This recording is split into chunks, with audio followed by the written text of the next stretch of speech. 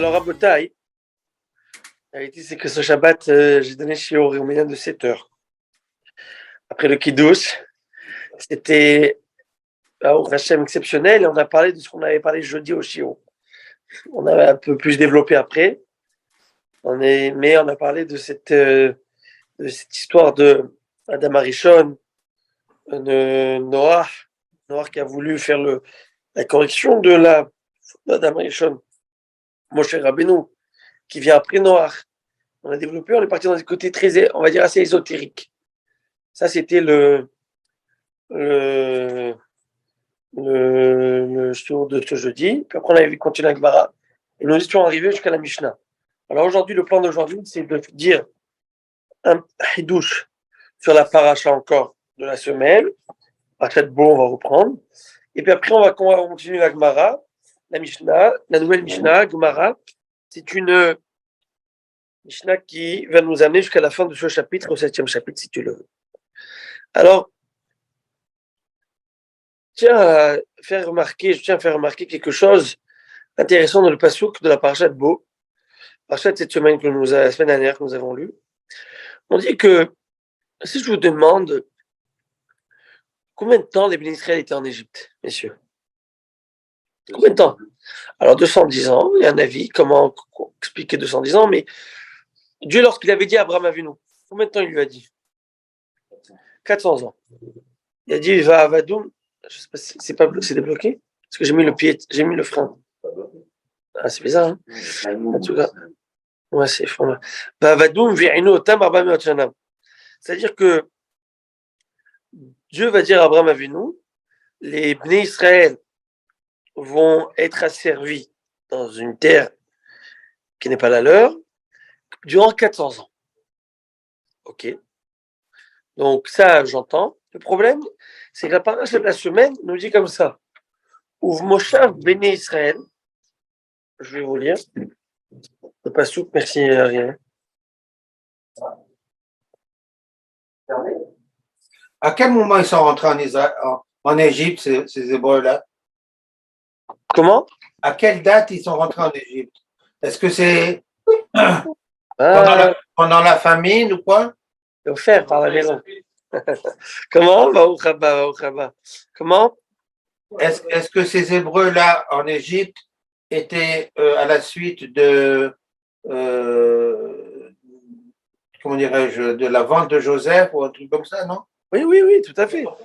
C'est-à-dire que 600 000 âmes sont allés s'installer là-bas. Non. Alors je vais expliquer comment ça s'est passé. Rabbi Ariel. Baruch Haba Veshem Hashem. Jeudi, on se voit. Abotaï, si vous pouvez faire l'effort jeudi d'être là un instant, Michel Rabbi Sozinati.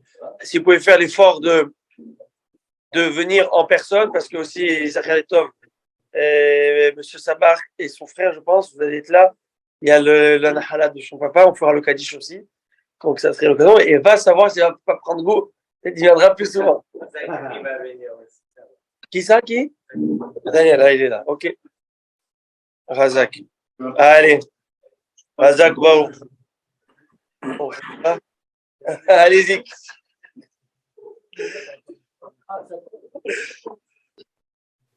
Alors,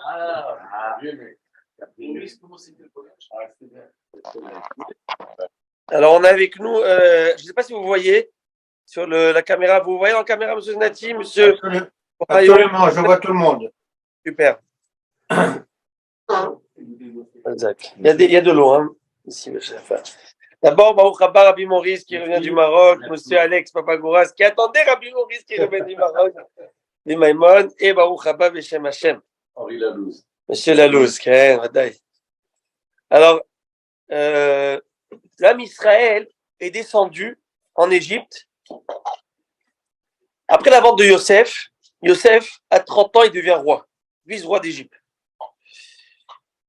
Il va se dévoiler à ses frères. Après 7 ans d'abondance dans le pays, il va avoir des années de famine, ses frères descendent pour acheter de la nourriture, et vous connaissez toute l'histoire. Il se dévoile à eux, et là il demande à Yaakov, son père, de venir le rejoindre. Et Yaakov va venir le rejoindre avec toute la famille. Combien? 70 personnes. 70 personnes, c'est là le noyau du Ham Israël. Ils descendent en Égypte, et à ce moment-là, Baruch Hashem vont se multiplier de manière exceptionnelle. Comme écrit, se multiplièrent et pullulèrent, bref, et mamash de manière exceptionnelle. Et il y a eu, ouais, le petit, ouais, si on peut avoir le petit, vous savez, les petites choses qu'on met dans le, non, pas maintenant, pour une autre fois, de manière générale. Les attachés, ça on peut le bloquer sans remettre le frein. Alors, et donc ils se sont multipliés à avoir combien de personnes? Il y a eu 600 000 hommes âgés de 20 à 60 ans, bien sûr, femmes, enfants, des millions de personnes. Donc ça, c'est un miracle exceptionnel, un miracle démographique, explosion démographique. Et Chachamim vont dire qu'à chaque naissance, il y a eu 6, chaque grossesse, il y a eu 6 bébés. Imaginez-vous une famille religieuse à la Bnei Brak, 10 naissances, 10 grossesses, ça fait 60 bébés par famille. Bref, c'est-à-dire, là, comme j'avais dit à l'époque, que lorsque les Israël se sont plaints de la manne, vous vous souvenez dans l'épisode où les Israël se lamentaient de la manne, il leur dit, mais c'est le plus beau cadeau que je vous donne. Vous avez vos familles, c'est des cantines. T'imagines, il veut l'hamburger, il veut la saucisse. Déjà, avec 3 gosses, galère. Chacun, il veut autre chose. Non, je ne peux pas manger. Je veux la purée, je veux aussi. Ouais, il faut faire un dîner à chacun, il n'est pas content. Là, je vous donne la manne. Tu veux le goût de l'hamburger, mange l'hamburger. Tu veux le goût de la pizza, prends la pizza. Tu veux les lasagnes, tu as des lasagnes. C'est tout dans le goût de la manne. Et avec ça, vous vous plaignez. Et chaque famille ne comptait pas que 60. Moi, j'ai dit un average de 60. Mais disons un average de 200 personnes, 200 enfants. Vous allez me dire, mais tu sors 200 enfants. Ça va pas ou quoi? Le Midrash, c'est pas moi. Le Midrash, il dit comme ça, que durant la Makat Rocher, la plaie que nous avons lue la semaine dernière dans Parashat Bo, Shabbat dernier, l'obscurité, les ténèbres, Dieu a envoyé les ténèbres pour une raison aussi, à part frapper les Égyptiens de cela, mais une raison, c'était pour que les Égyptiens ne voient pas la mort des 80% des bénis Israël qui ne voulaient pas sortir d'Égypte. 80% des bénis Israël sont morts à ce moment-là. Il fallait les enterrer pour pas que les Égyptiens disent, bah, aussi ils meurent. Donc, kiff avec nous. Donc, on les enterre à ce moment-là. Mais les enfants de ces gens, de ces parents qui ne voulaient pas quitter l'Égypte, est-ce qu'eux sont fautifs de quoi que ce soit, du choix de leurs parents? Pas du tout. Donc, ils étaient orphelins. Et ces gens-là, il fallait s'en occuper, il fallait les adopter. Donc, une famille a adopté combien de familles? 4, parce que 80%. Wow. N'est-ce pas? Donc, 20%. Donc, chaque famille devait adopter 4 familles pour sortir d'Égypte. 80% qui sont Ouais, sont décédés. Ah, et comme c'est écrit dans le parachat de cette semaine, parachat de Shalach, je vous lis, Hamushim alou ben Israël. Vaï beshalach paro etam. Paro a envoyé le peuple, etc. Dans le pasouk, je vous lis. Comment c'est dans le pasouk? Voilà.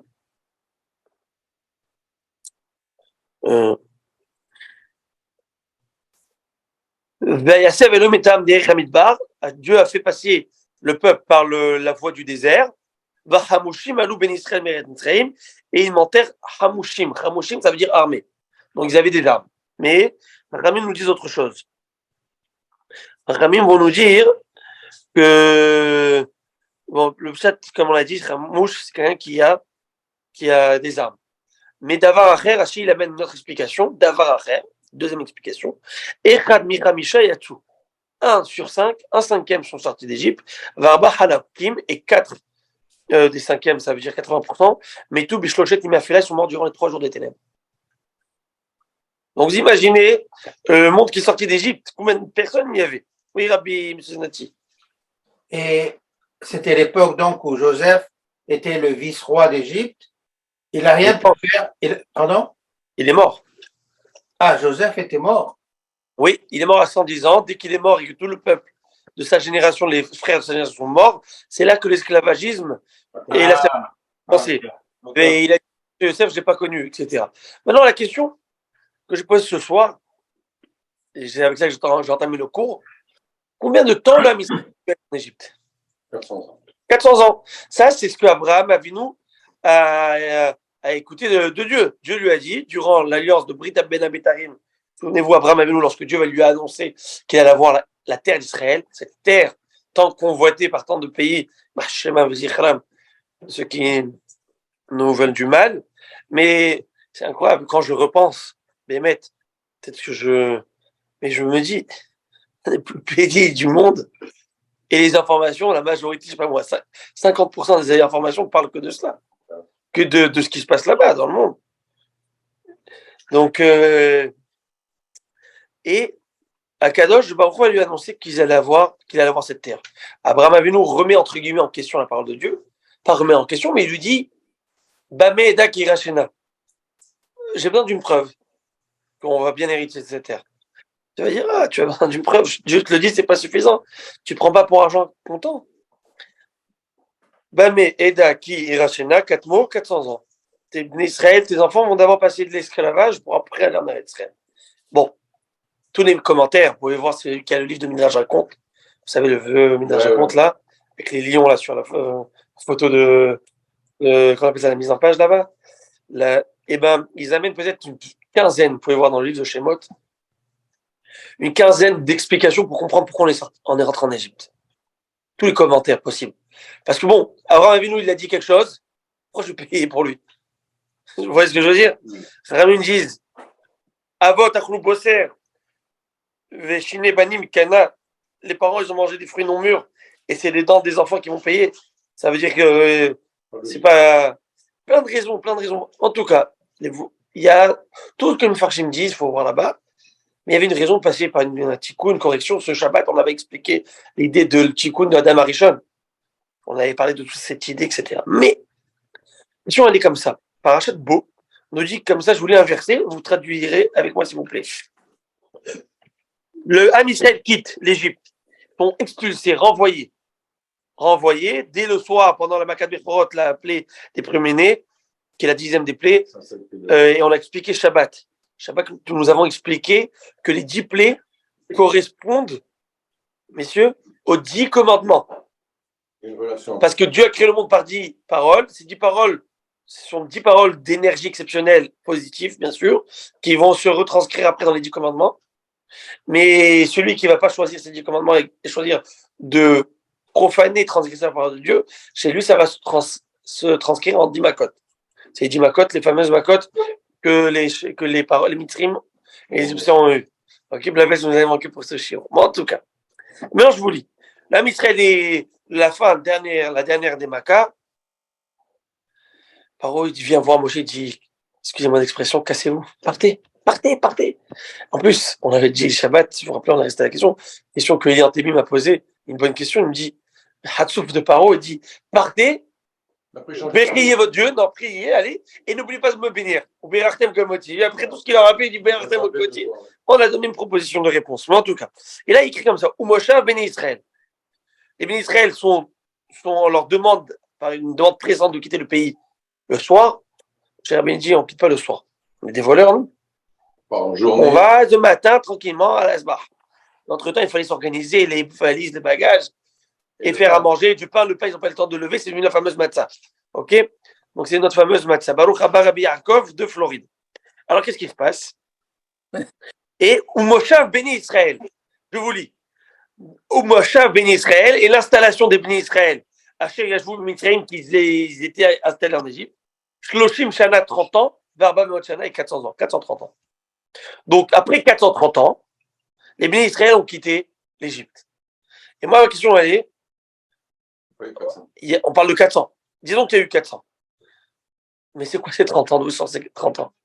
Moi, les 400 ans, je comprends. Mais ils sont où les 30 ans? Dieu lui a dit. Allez-vous-en.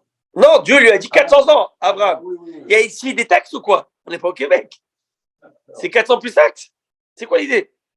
Rachid, tout de suite, Rachid ne va pas rester indifférent à cette question et à ce problème. Et il dit, eh bien, écoute, d'abord, 400 ans, d'où tu sors 400 ans? Si on voit dans le compte, c'est 210 ans. Il y a beaucoup d'avis, Ramban, etc. Mais si tu vas dans le compte, depuis le moment de la mort de Youssef, M. Znati, comme on en a parlé tout à l'heure, de Youssef, etc., on s'en compte 210 ans. Alors, il ne comprend pas comment 400 ans. Réponse de Rashi, non, c'est depuis la naissance de Yitzhak Abinu.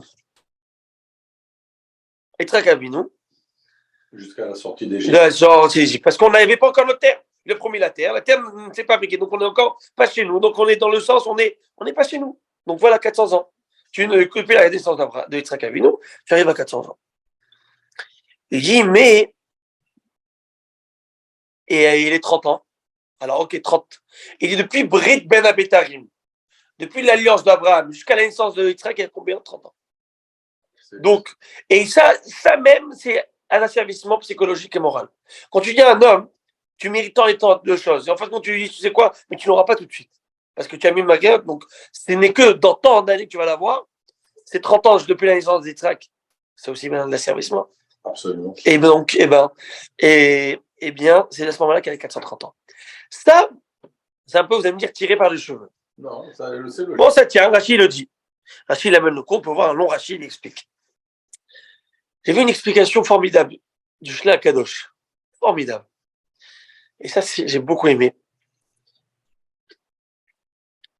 Est-ce que vous savez qu'il y avait une tribu qui a quitté l'Égypte avant l'heure et qui s'est fait massacrer et décimer, qui s'est fait décimer par les Philistins. 30 000 personnes quittent l'Égypte.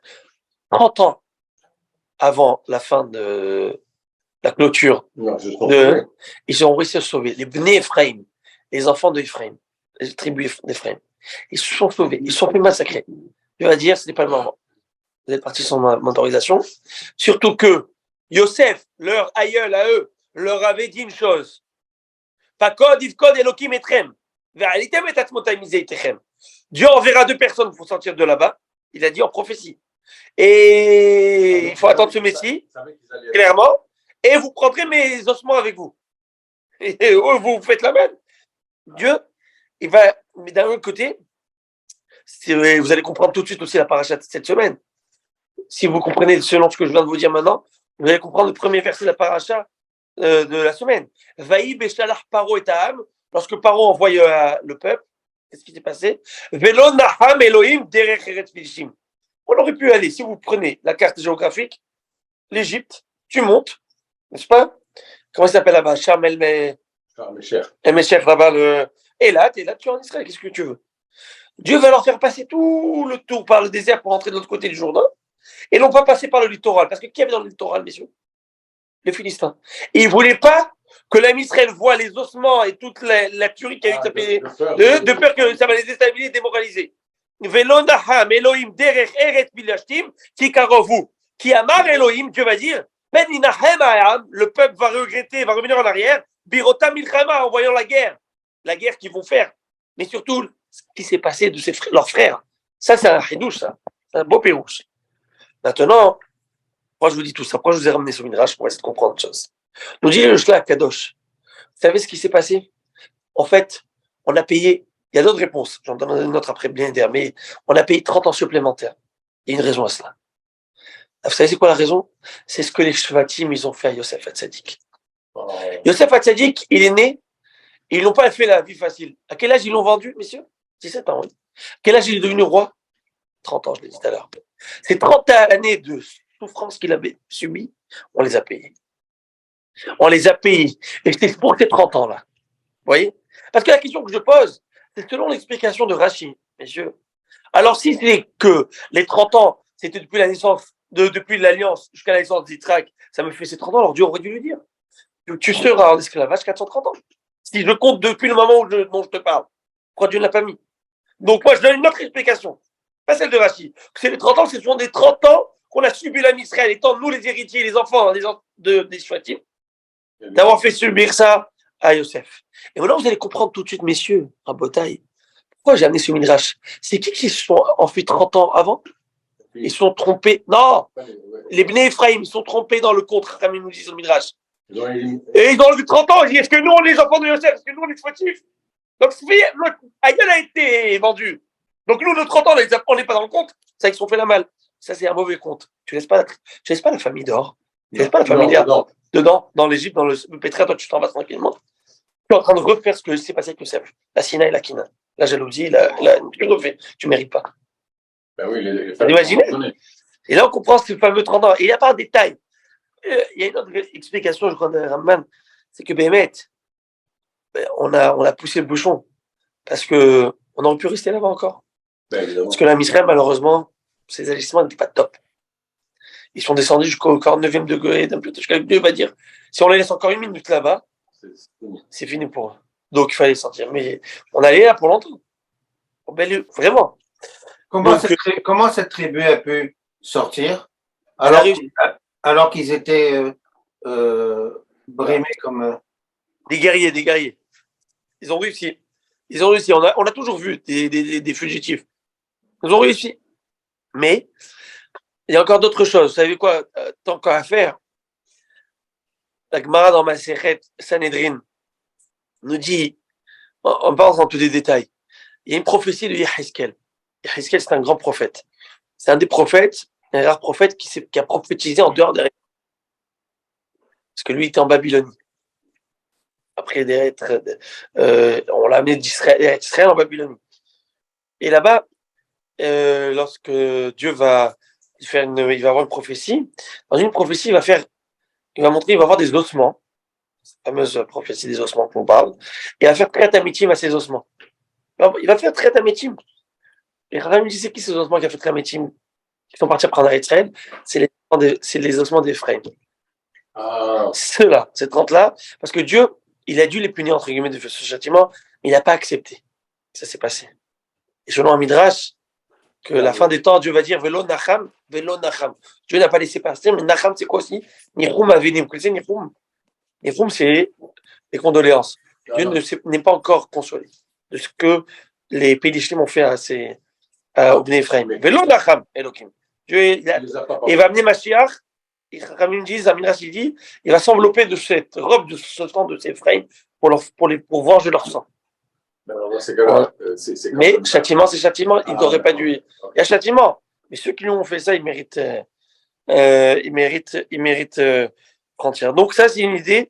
En voyant. Et là, ce que je vois ici ce soir, ce qui me permet de mettre en relief comment chaque détail n'est pas en vain. Il n'y a pas un mot, il n'y a pas un passouk, il n'y a pas un détail qui est en vain.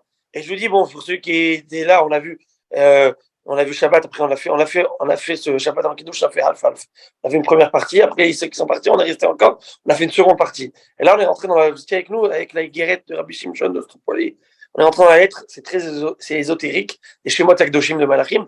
On a vu la grandeur du Harizal, la grandeur. Il n'y a pas un mot, il n'y a pas une lettre en plus dans la Torah, et il faut aller chercher à Forba des coups là-bas.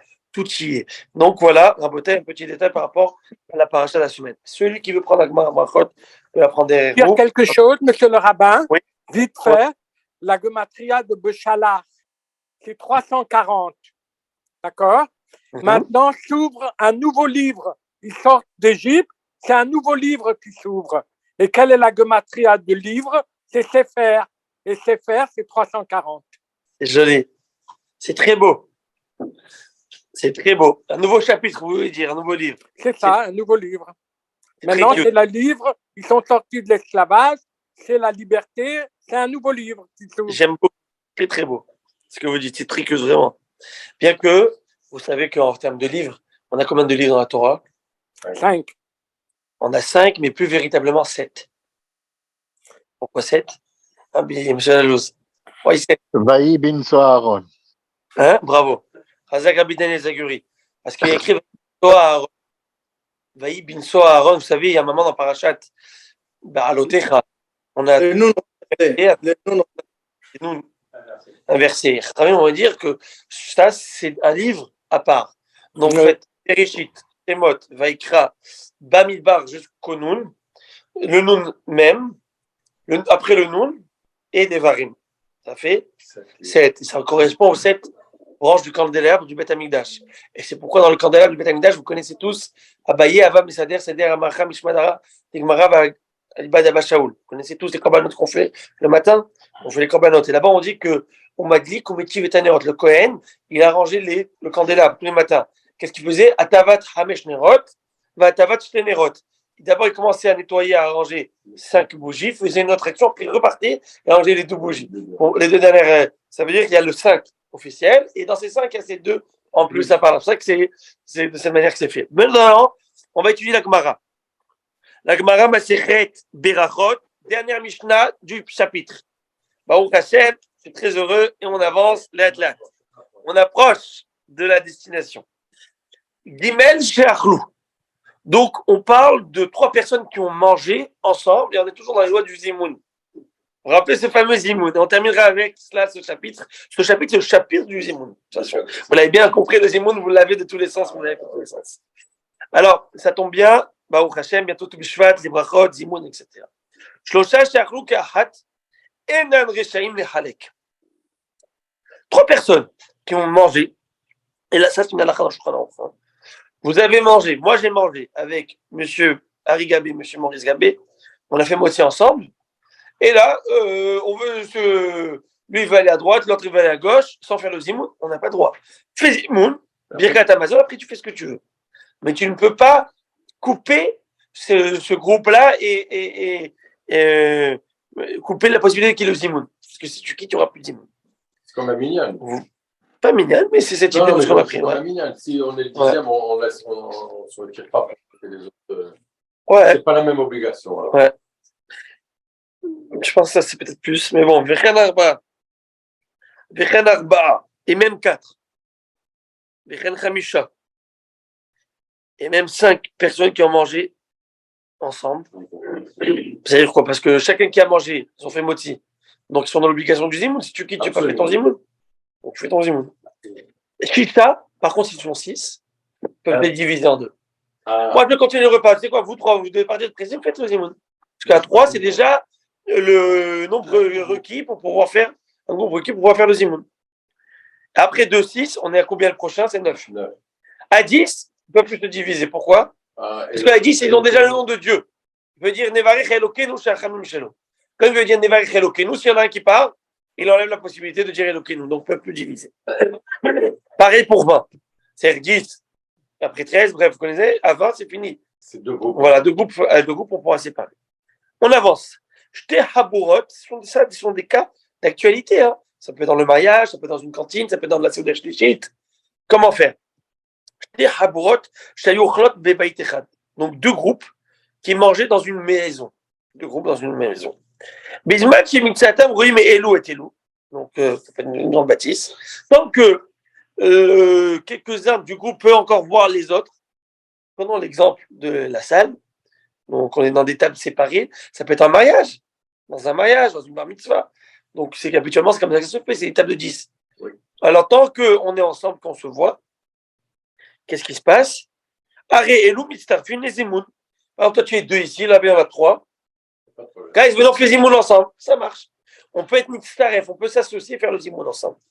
Messieurs, est-ce que vous me suivez dans le Zoom? Parce qu'on ne mange pas de pain. Mais il y en a qui mangent. Non, Ils le font. ils le font. Ils le font. Ouais, ils le font discrètement parce que comme je vous dis déjà en train de faire la shkabot, c'est pas déranger. Mais Kevin, ton gendre, il le fait. Ah ouais? Il cherche des menuiseries, s'il est là, et il cherche là-bas un autre et ils font ensemble. Ouais. Est-ce que c'est clair, messieurs, sur Internet? Oui? Oui, merci. On avance. Maintenant, on continue la Mishnah. Vim lave.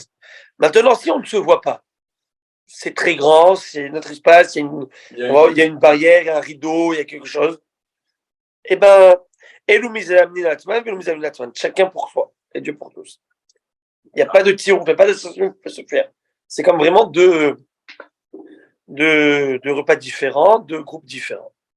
On avance, une controverse qu'on va voir sur le vin qui est non dilué. J'ai expliqué le dernier chiron que le vin, à l'époque, il était très dense, épais, très épais. C'est pas le vin qu'on a aujourd'hui, ce ne sont pas les mêmes raisins. Il était très épais, au point où il fallait ce qu'on appelle le couper. C'est-à-dire, on coupe le vin avec de l'eau. On mettait,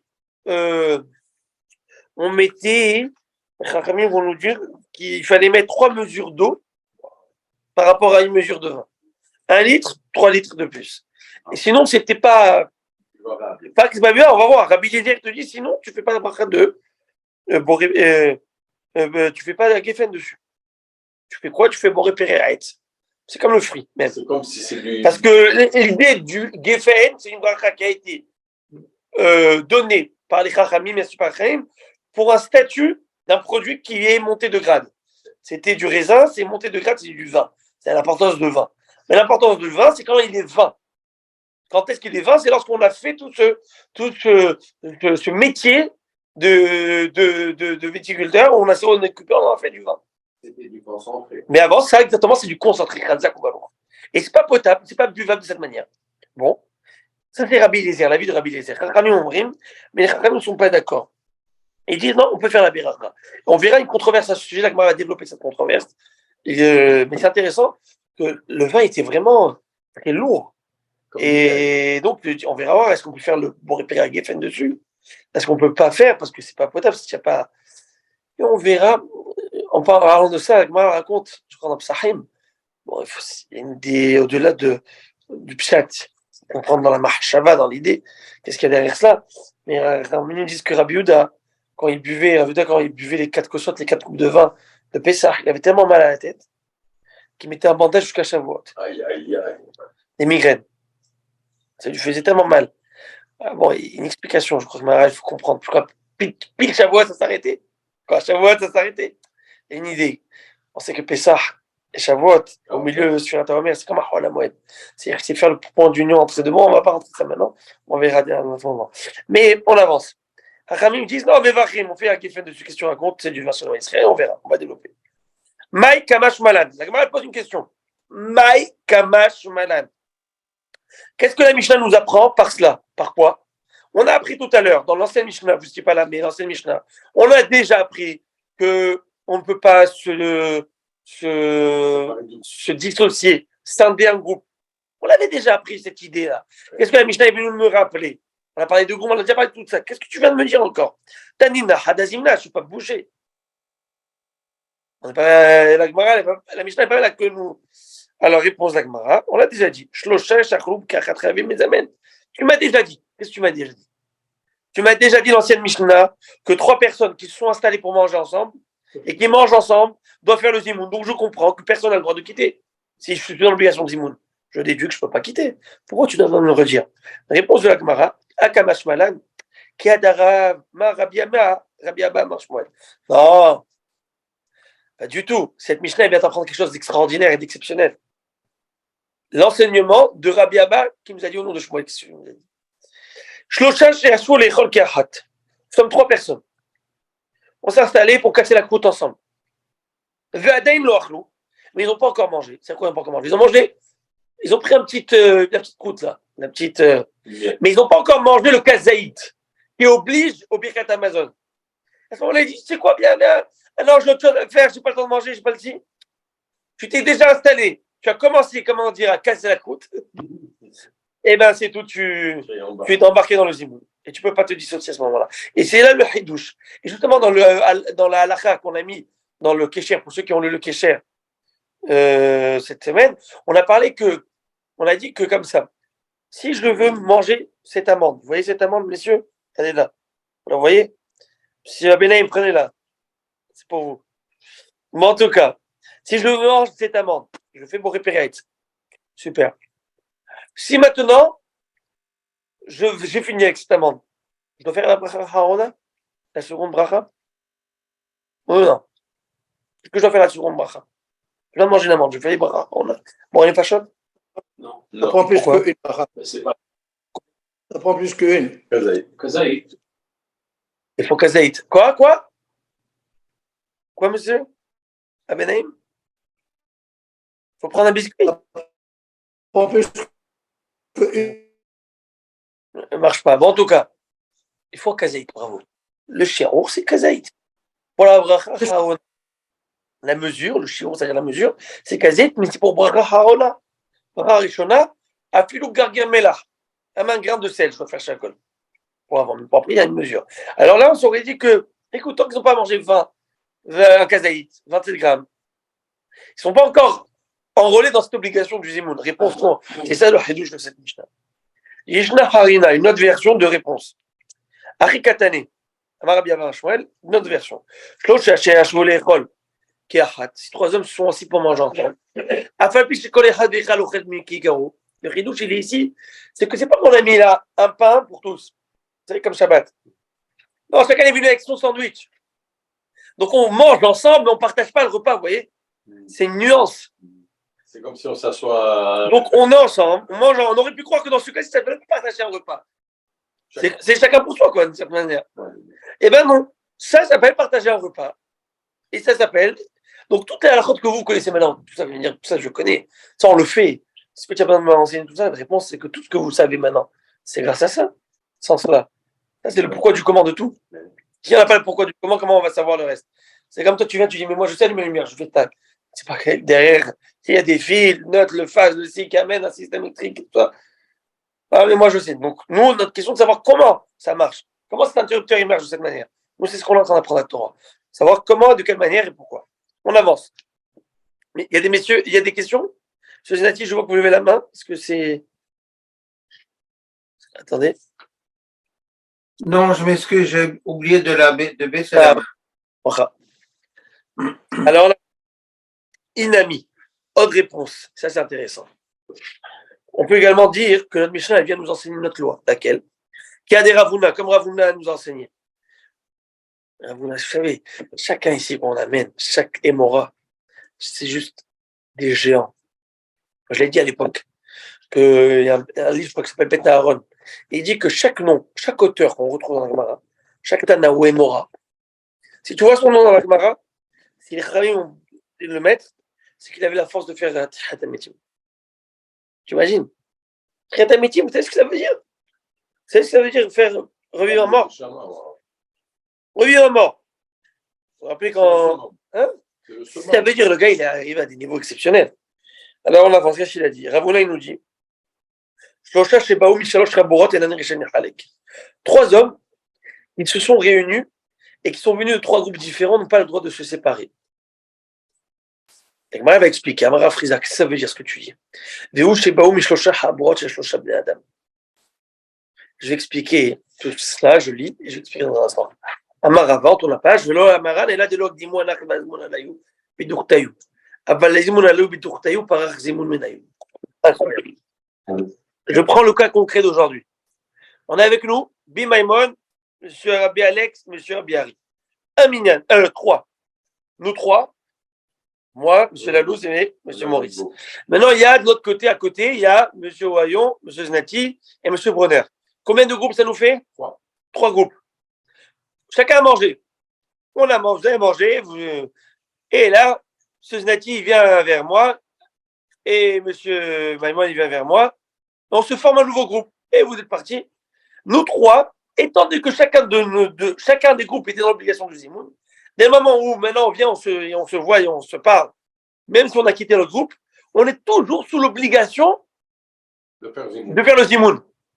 Il ne fallait pas quitter le groupe. Maintenant, on l'a fait. Alors qu'on va dire, est-ce que le groupe, c'est fini, j'ai fini mon Zimoun, j'ai plus besoin de faire Zimoun? Parce que maintenant, je ne mange pas avec eux. Réponse. Étant donné que moi, Malka Abdelkhak, j'étais dans l'obligation du Zimoun à l'époque, et j'allais dire ce fardeau, entre guillemets, ce joug, cette mitzvah est toujours sur moi. Monsieur Maimon est toujours sur vous, cette mitzvah de Zimoun. Monsieur Znati est toujours sur vous, cette mitzvah de Zimoun. Mais donc que nous, on se retrouve à trois, on fait le Zimoun. Et c'est ça le haïdouche de cette mitzvah qui nous dit on ne peut pas se séparer. C'est-à-dire qu'on aurait pu croire que maintenant, c'est un nouveau groupe qui s'est formé, on ne va plus manger, on a fini de manger. Mais on aurait pu croire que maintenant vous êtes ensemble, faites le Zimoun. Ne vous séparez pas. Par contre, si moi, j'avais déjà fait Zimoun avec mon groupe, et vous avez fait des Zimoun et on se remet ensemble, est-ce qu'on peut refaire Zimoun? C'est fini. On fait plus Zimoun. Alors, une seule fois, on peut. Non, voilà. Mais si on avait déjà fait le Zimoun, on ne peut plus refaire. Tu ne peux pas compléter un Zimoun si tu as fait le Zimoun. Tu as fait Zimoun, et il veut faire attends, je vais faire Zimoun, venez. Pas du tout. À moins qu'il refasse Netila. À moins que vous refassiez moitié et tout. Et même ça, c'est pas sûr. Ça veut dire, si vous avez fait Birkat et tout, c'est sûr. Mais si toi, tu as fait Zimoun, tu as répondu Zimoun, et après, tu veux continuer à manger encore avec quelqu'un, tu continues. Non, pas du tout. Moi, il n'a pas fait. Tu n'as pas fait Birkat. Tu continues encore. Mais il veut bien. Mais tu as déjà fait le Zimoun. C'est plus que fréquent. Il ne peut pas être inclus. Regardez, cas concret. Il y a des autres. Non, mais tu as déjà fait ta mitzvah, donc tu as fini ton obligation. Parach, Zimoun Minayou. Le Zimoun, il s'est envolé. Ça veut dire que tu as fait ta mitzvah. Et vous allez voir, vous allez être surpris. Écoutez cela, c'est choquant. La Gemara amène une preuve de cela. Cette idée que lorsqu'on a déjà fait quelque chose et qu'on a rompu la chose, la chose ne revient pas. Elle va t'amener, et la vérité, quand j'ai tué cette souga et que j'ai préparé, j'ai un peu souri parce que Regardez comment la Gemara, l'ingéniosité des Chachamim, c'est d'aller chercher des cas de figure, mais qui n'ont rien à voir avec les brachot, et rien à voir avec ce que tu veux, et c'est de comparer. Vous allez voir comment on va comparer, dans quoi ce cas de figure est intéressant. Et ça, c'est la grandeur d'un posek. Un décisionnaire halachique, un posek halakha, sa grandeur, c'est de savoir prendre des cas d'actualité, 2023, et de comparer cela à des cas de l'Agmara, à des cas qui sont ramenés dans les poskim. Donc, c'est pas écrit noir sur blanc. Ok? C'est quoi la jurisprudence? Ah, il a été dit ça dans ce cas-ci, dans ce cas-ci. Et moi, ils se sont trouvés les mêmes cas. Mais quand c'est pas le même cas, comment tu fais? Il faut les trouver. C'est-à-dire, Il faut les chercher, il faut comprendre.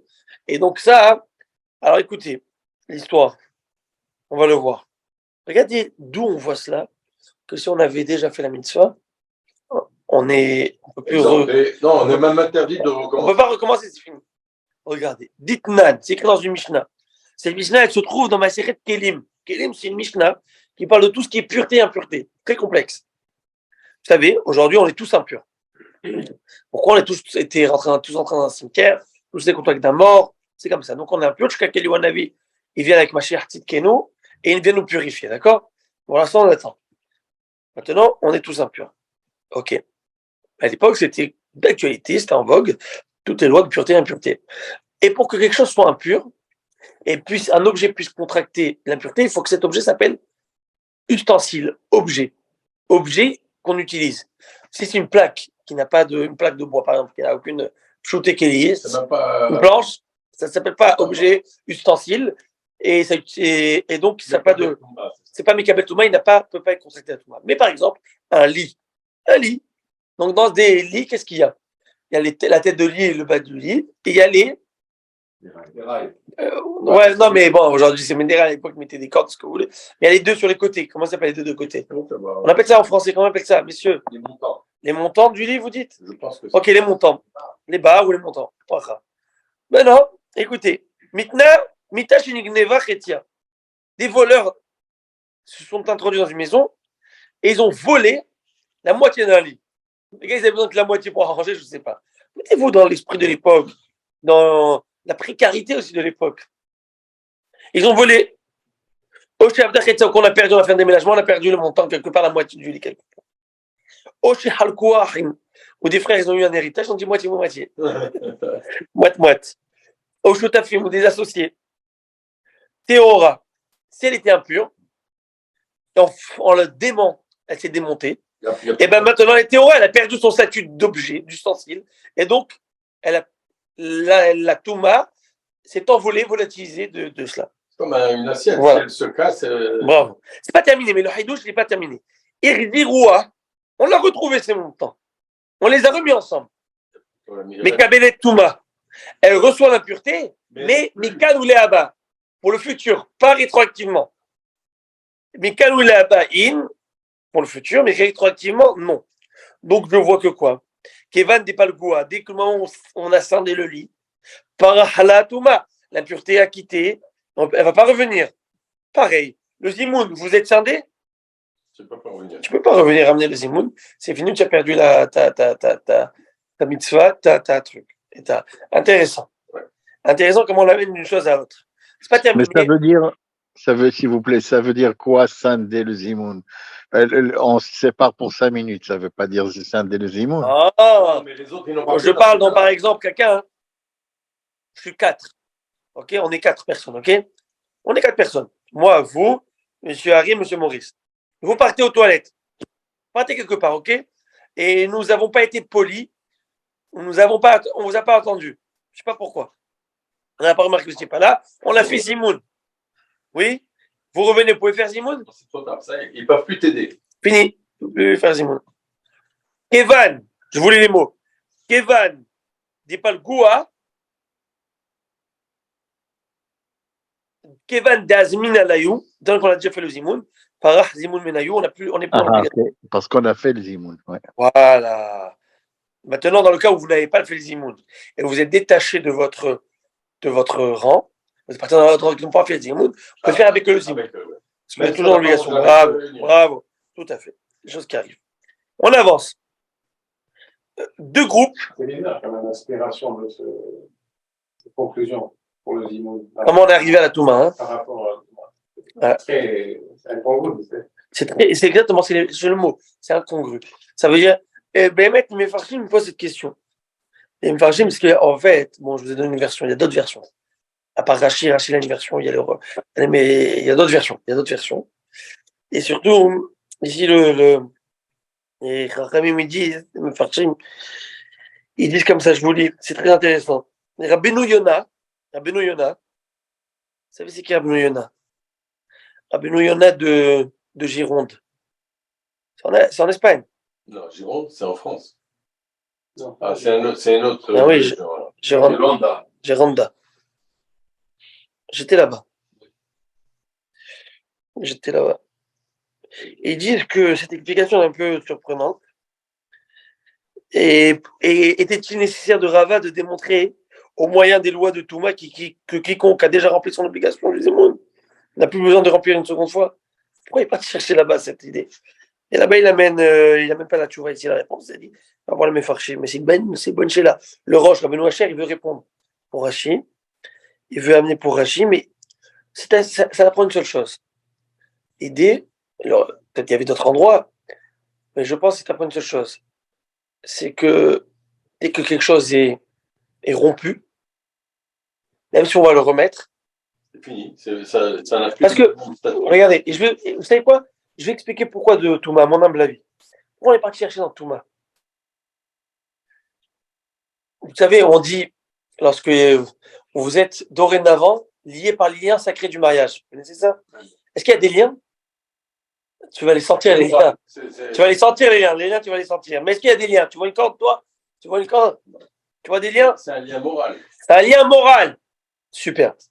Il y a un lien moral. La Touma et la Tahara, ce sont des notions morales, spirituelles ou physiques, concrètes? En bataille, répondez-moi. Spirituel. Quelque chose qui est tamé. Tu vois une différence dans l'objet? À moins qu'il y ait des yeux spirituels, tu peux voir des choses. Mais il n'y a rien. Très bien. 3 personnes qui s'assoient ensemble, qui mangent. Ils sont par les liens du Zimoun. Sacrés par les liens du Zimoun. Tu le vois, toi, les liens? Non. Tu vois ce lien qui est venu, qui s'est rompu, pas rompu. Donc, il faut que je t'amène une preuve de quelque chose, pas qui est concret, qui reste dans le côté spirituel et abstrait.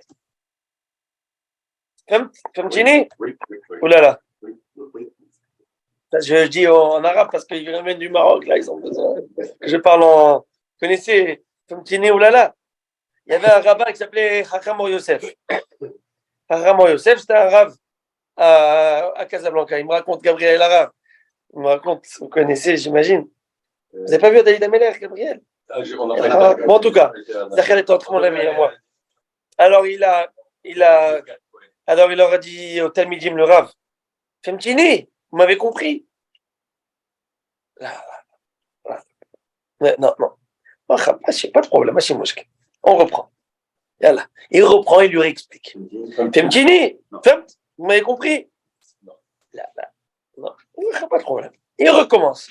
3e fois, vous m'avez compris? Non, vous m'avez pas compris? Pas de problème, attendez. C'est marrant comme il racontait mon ami, il a dit que sur le bureau, il avait un téléphone. Vous savez, les téléphones comme ça, même pas plugués. Il était, je sais pas pourquoi, c'était dépotoir. Il y avait le cirque Amar. Le cirque qui s'appelait Amar. Cirque Amar, il dit oui, j'ai 2 bas ici. J'ai 2 ours. Est-ce que je vais venir les chercher? En tout cas, il était amusant. Mais c'est vrai qu'il faut avoir cette patience d'expliquer, de comprendre. Et là, voilà, on a eu ce Hidouche grâce à vous, à votre question, parce que pourquoi chercher de Touma et Tahara? Pourquoi Touma et Tahara? Tu peux me trouver dans un autre endroit. Maintenant, deuxième, autre cas de figure, on avance. Autre cas de figure. 2 tables qui mangent, chacun d'un côté, qui ne se voient pas, chacun pour le zimoun pour soi. On ne peut pas faire un zimoun, il n'y a pas de connexion. Par contre, im yesh shamash benehem, shamash metzarfan. S'il y a un serveur, un majordome, quelqu'un qui fait les va-et-vient entre 2 tables, qui amène le pain ici, qui amène ça. Donc il crée, on sait qu'il y a ici, qu'il y a un autre groupe ici qui est avec nous. Il a créé une certaine relation, cet amalgame, d'une certaine manière. On peut faire le zimoun de cette manière. Guys, vous allez venir, on va venir, on fait le zimoun. Et s'il y a le shamash, c'est le trait d'union entre cette table et l'autre table, et là, ça marcherait pour faire. Comme dans les mariages. Exactement. Exactement dans le mariage. À moins que tu veux faire Zimoun avec les femmes, mais là, ça dépend encore si tu le vois ou pas. On avance. Je peux vous poser une question. Pourquoi moi, je dis toujours Mezouman et vous dites Zouman? Quoi? Moi, quand je fais le ben, je dis Mezouman et vous dites Zouman. Non, je dis ni Zouman, je dis Zouman. Mais nous, on ajoute le même devant. On dit comme ça. Rabbi, Monsieur Brunner, écoutez. On dit comme ça. Alors, à la Sfaradite, après, je vous la fais à l'Ashkenaz. Avlan venivrich les malkaï la Kadisha. Venez, Avlan venivrich les malkaï. C'est l'introduction au Zimoun. Ça, c'est comme ça que je le fais. Avlan venivrich les malkaï la Kadisha. Venez, nous allons bénir le roi saint.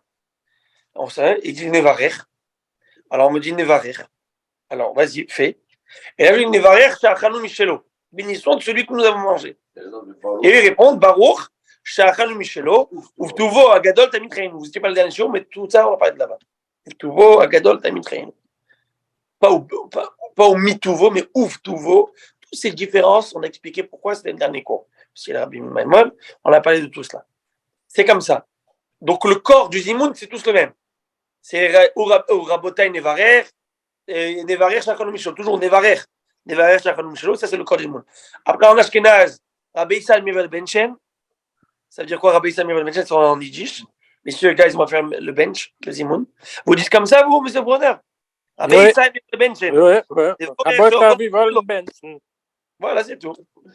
Et j'ai fait les chivas d'Ashkenaz, alors je sais de quoi je parle. Alors, messieurs, on avance ou pas? Toujours pas pourquoi je dis Medouman. J'arrive toujours pas à comprendre pourquoi je dis Medouman au lieu de Douman. Vous avez le birkat devant vous, le sidou. Amenez votre sidou. Demandez au chien qui l'amène. Non. Continuez, je vais trouver. Je ne vais pas vous interrompre trop longtemps. Oui. Est-ce que la birkat Amazon peut se dire en français, et même si on est seul ou à plusieurs? Alors, nous avons étudié ces lois à l'époque et la réponse à cette question est comme ça.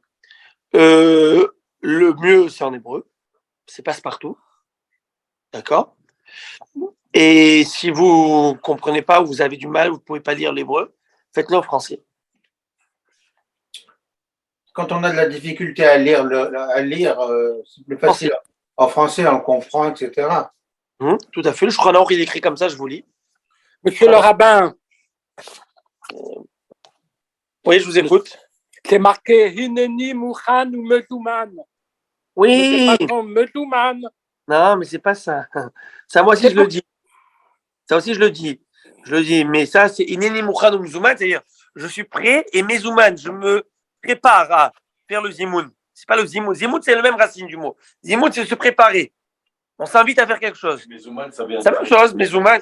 Pourquoi on dit du liquide. C'est Mezouman. C'est quelque chose qui est prêt, là, qui est prêt à. Content, là. On va utiliser. Pas besoin d'aller chercher, le déposer. C'est Mezouman. C'est prêt. C'est disposé. C'est disposé. Hein. Pourquoi je disais ça? Parce que la gematria de Mezouman, c'était 137. Et pour être sorti de ça qu'on a bien fait, on dit moitié. On est moitié de la bracha. Et moitié, c'est 137. Ouais, vous êtes fort. Alors, je vous lis. Bon, comme je vous ai dit, vous pouvez faire en français, Rabbi, comme il est écrit dans le Shulchan Aruch, Siman Kuf Pehe, Birkat Amazon, Nemeret Bechol Lashon. Le Birkat Amazon peut se dire en toute langue, dans le contexte où vous avez besoin de faire de cette manière, quoi. De comprendre ce que l'on dit. Voilà, parce que oui, mais la grandeur du Lashon HaKodesh, c'est que ça passe partout, même si tu comprends pas. Je sais pas pourquoi je ne vois pas. Vous voyez ou pas? Oui. Ah, ok. Autre chose, non, est-ce que vous me voyez Oui, je comprends, mais c'est dur que pour lire Birkat Amazon, ça va me prendre 2 jours. Non, je vais vous faire un petit. On va vous faire un petit ristourne. Je vais vous dire quoi faire. Ok. Quelle page. Et c'est très important, ça amène beaucoup de bracha, et surtout, c'est la seule bracha, c'est l'unique bénédiction de la Torah. Il n'y en a pas d'autre. D'après la Torah, peut-être Birkat Torah, c'est pas sûr. Mais la seule Minatora. Hein. Tous les autres. Oui, en fait, parce qu'elle vous tient en vie. Mais tout à fait, ben, c'est sa Oui, bénédiction. c'est normal. Alors, prochain, je vous donne déjà le thème du prochain Shiro. Halachik, pas Midrashik, mais Halachik. C'est comment faire pour ce fameux le pain. Est-ce qu'on a le droit d'envoyer le pain comme ça? Est-ce qu'on a le droit d'utiliser, tu sais quoi, une casserole qui tient pas, mais mets le pain en dessous, caler la casserole? Maurice me dit bien non. Et il y en a qui prennent le pain. Vous, comment vous servez le pain, vos enfants Shabbat? Comment vous le servez? Dites-moi la émette. Maurice, je veux savoir maintenant. On l'envoie. Regardez, regardez ce qu'il nous dit, Maurice. Il a dit quoi? Il le jette. Alors il me dit pas mettre. Il a dit on l'envoie par FedEx. Il l'envoie par FedEx. Alors allez. On va discuter de tout ça. Le prochain Shiro, comment il faut l'envoyer? Il faut viser la bouche. Non, je rigole. On va voir comment il faut faire. On le coupe en morceaux on les met dans une assiette et l'assiette tourne. Voilà, des gens civilisés. Mais nous, les Marocains, il y en a d'autres qui font différemment. On va le voir. Nous, les Ashkenaz, on le jette. Là, ça, c'est mon rituel personnel. Je vous expliquerai pourquoi ceux qui l'envoient, ils l'envoient. Ils ne savent même pas pourquoi ils l'envoient, mais moi, je sais pourquoi. D'abord, c'est à sourd d'envoyer, si vous voulez savoir. D'abord, c'est à sourd. À vos dieux, c'est interdit. Mais on ne l'envoie pas comme il vous envoyez gentiment. Il y en a, waouh, ça passe là, tout ça, là, papaganouche, que ça arrive dans l'assiette. Et les gens, ils Nous, on l'envoie carrément. Vous l'envoyez? Les Ashkenaz, carrément envoyé. Bon, parce que aussi, vous êtes. Ok, écoutez. Mais je vais expliquer ce qui est écrit en Shulchan Aruch, on va développer tout ça. Est-ce que j'ai le droit, j'ai mes mains qui sont mouillées, est-ce que j'ai le droit de toucher le pain? Non, ça, on le sait. Pourquoi? Il y a le bisayon. Combien faire attention de ne pas mépriser la nourriture? Et le pain, il a quelque chose de spécial. Mais, Bezrat Hashem Ben Neder, je vous donne un haïdouche, qu'on verra ça, mais c'est le shiur prochain. Alors, messieurs, je vous souhaite Kol Tov, Bracha et Hatzlacha, et à jeudi, si Dieu le veut. Ceux qui veulent venir ici en personne, monsieur Abenaim, vous pouvez faire le vol. Monsieur Ohayon aussi. Parce qu'on va faire Bezrat Hashem le Kaddish pour Ariel. Allez, Kol Tov et Hatzlacha.